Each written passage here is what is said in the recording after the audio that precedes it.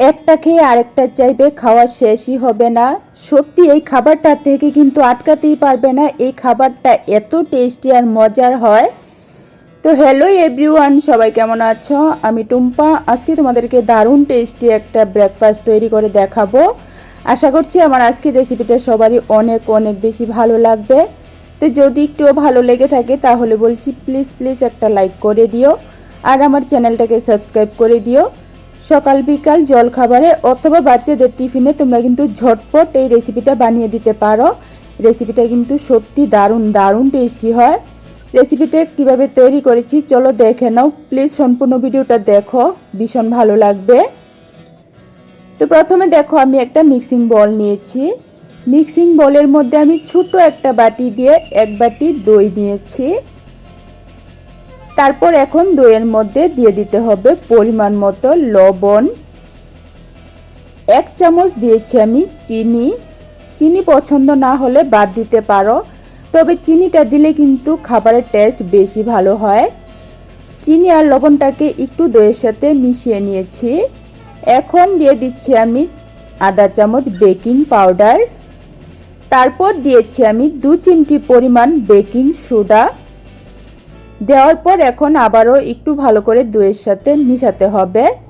এখানে একটু সময় নিয়ে মেশাতে হবে। মেশাতে মেশাতে দেখবে দইটা কিন্তু একদম ফোমের মতো হয়ে যাচ্ছে। তো দেখো দইটা কিন্তু বেকিং সোডা আর বেকিং পাউডার দেওয়ার ফলে একদম এরকম ফোমের মতো হয়ে যাবে। তারপর এর মধ্যে দিয়ে দিতে হবে 2 চামচ সাদা তেল। তেলের পরিবর্তে তোমরা এখানে বাটার বা ঘিও দিতে পারো। বাটার আর ঘি দিলে কিন্তু টেস্ট আরও বেশি ভালো হয়।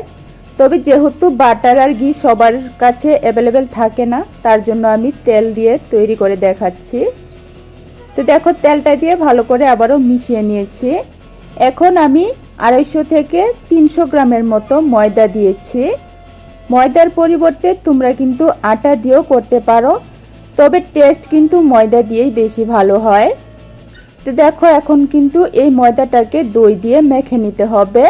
এখানে খেয়াল রাখবে এই ডোটা কিন্তু একটু নরম করে তৈরি করতে হবে, তাহলে কিন্তু এই টিফিনটা খুবই সুন্দর আর পারফেক্ট তৈরি হবে। তো দেখো ডোটা একটু শক্ত মনে হয়েছিল, তাই সামান্য একটু জল দিয়েছি। দেওয়ার পর আবারও একটু ভালো করে মেখে নিতে হবে। এই ডোটা কিন্তু একটু সময় নিয়ে ভালো করে মথে মথে তৈরি করতে হবে। তো দেখো আমি কিন্তু ময়দার ডোটা তৈরি করে নিয়েছি। এই ডোটা কিন্তু এরকম নরম করেই তৈরি করতে হবে, তাহলে কিন্তু রেসিপিটা পারফেক্ট আর টেস্টি তৈরি হবে। এখন এই ডোটাকে রেস্টে রেখে দিতে হবে 10 মিনিটের জন্য। তোমাদের হাতে সময় থাকলে 15 থেকে 20 মিনিটের জন্য রেস্টে রাখতে পারো। তারপর আমি একটা প্লেট নিয়েছি। প্লেটের মধ্যে আমি 2 থেকে 3টা কাঁচা লঙ্কা একদম কুচি করে কেটে দিয়েছি। মিডিয়াম সাইজের একটা পেঁয়াজ একদম কুচি করে কেটে দিয়েছি। তারপর মিডিয়াম সাইজের 2টা সিদ্ধ করা আলু নিয়েছি। এখন দিয়ে দিচ্ছি সামান্য একটু ভাজা জিরার গুঁড়া। তারপর পরিমাণ মতো লবণ দিয়েছি। অল্প একটু দিয়েছি আমি কাশ্মীরি লঙ্কার গুঁড়া। আধা চামচ দিয়েছি আমি ঘি। ঘিয়ের পরিবর্তে তোমরা বাটারও দিতে পারো। তো দেখো ঘিটা দেওয়ার পর এখন কিন্তু সব কিছু ভালো করে মেখে নিতে হবে। এখানে আলুটাকে কিন্তু একদম মেখে ভালো করে মিশিয়ে নিতে হবে।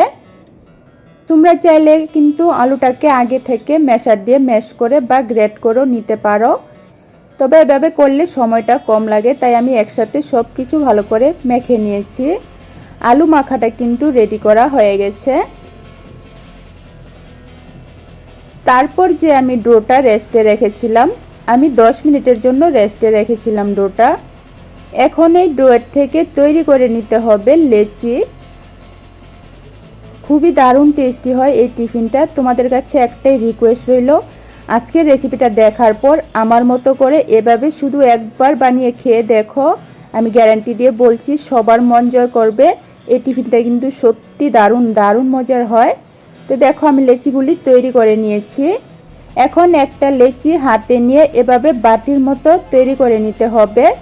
একটু মনোযোগ দিয়ে দেখলে যে কেউই কিন্তু এই টিফিনটা খুব সহজে কম সময়ের মধ্যে তৈরি করতে পারবে। একদমই কিন্তু সহজ রেসিপি। তো দেখো একটা লেচি নিয়ে এরকম আমি হাত দিয়ে একটা বাটির মতো তৈরি করে নিয়েছি। এখন আমি মাঝখানে দিয়েছি মেখে রাখা আলু। যে আলু সিদ্ধ আমি মেখে রেখেছিলাম সেটাই পরিমাণ মতো দিয়েছি। দেওয়ার পর এখন দেখো একটু ভালো করে কিন্তু মুখটাকে বন্ধ করে দিতে হবে। এভাবে ঘুরিয়ে ঘুরিয়ে ভালো করে কিন্তু চাপ দিয়ে মুখটা বন্ধ করে দিতে হবে।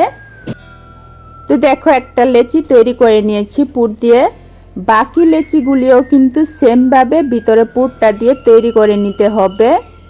তো এ পর্যায়ে তোমাদের কাছে একটাই রিকোয়েস্ট রইল, আমার আজকের রেসিপিটা ভালো লাগলে প্লিজ একটা লাইক করে দিও আর আমার চ্যানেলটাকে সাবস্ক্রাইব করে দিও। আর তোমরা রেসিপিটাকে কোথায় থেকে দেখছো অবশ্যই একটা কমেন্ট করে জানিও, তাহলে আমার ভীষণ ভালো লাগবে। আমি আমার মন থেকে তোমাদেরকে ধন্যবাদ আর ভালোবাসা জানাতে পারবো। তো একইভাবে দেখো আরেকটা লেচি নিয়ে বাটির মতো তৈরি করে মাঝখানে আমি পুরটা দিয়েছি। আলুর পুরটা দিয়ে ঘুরিয়ে ভালো করে কিন্তু মুখটা বন্ধ করে দিয়েছি। দেওয়ার পর এভাবে একটু চাপ দিয়ে আরেকটা লেচি তৈরি করে নিয়েছি। তো সবগুলি লেচি তৈরি করে নেওয়ার পর এখন একটু বেলে নিতে হবে। বেলার জন্য এখানে আমি একটা লেচি নিয়ে একটু শুকনা ময়দা দিয়েছি। দেওয়ার পর দেখো এভাবে হালকা করে কিন্তু বেলতে হবে। বেশি চাপ দিয়ে বেললে কিন্তু ভিতরের পুরটা বেরিয়ে যেতে পারে, তাই বলছি একদম হালকা হাতে আস্তে আস্তে বেলে এটা আর একটু বড় করে নিতে হবে। তো দেখো এরকম ভারী আর একটু বড় করে নিয়েছি। বেশি পাতলা করলে কিন্তু ভালো হবে না, বেশি পাতলা করা যাবে না। তারপর দেখো উপরে আমি একটু জল লাগিয়ে এখন দিয়ে দিচ্ছি আমি কিছু ধনেপাতা কুচি। তার ফলে দেখতে সুন্দর হবে, খেতেও ভালো লাগবে। তো ধনেপাতা কুচি দেওয়ার পর ধনেপাতাটা যাতে ভালো করে লেগে যায় তার জন্য আবারও আমি হালকা হাতে বেলে নিচ্ছি।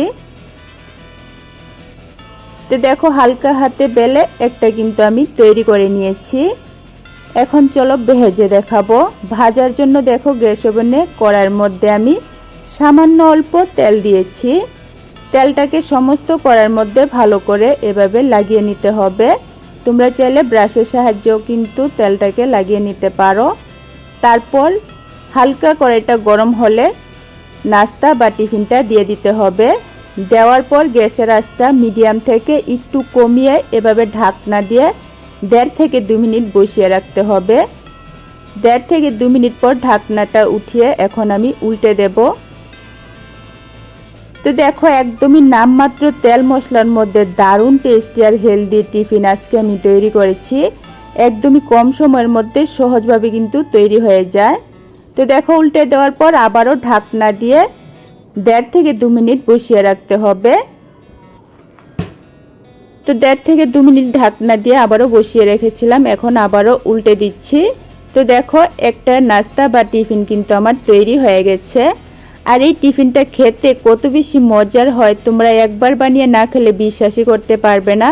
তার জন্য তোমাদের কাছে একটাই রিকোয়েস্ট, আমার মতো করে এই টিফিনটা শুধু একবার বানিয়ে খেয়ে দেখো।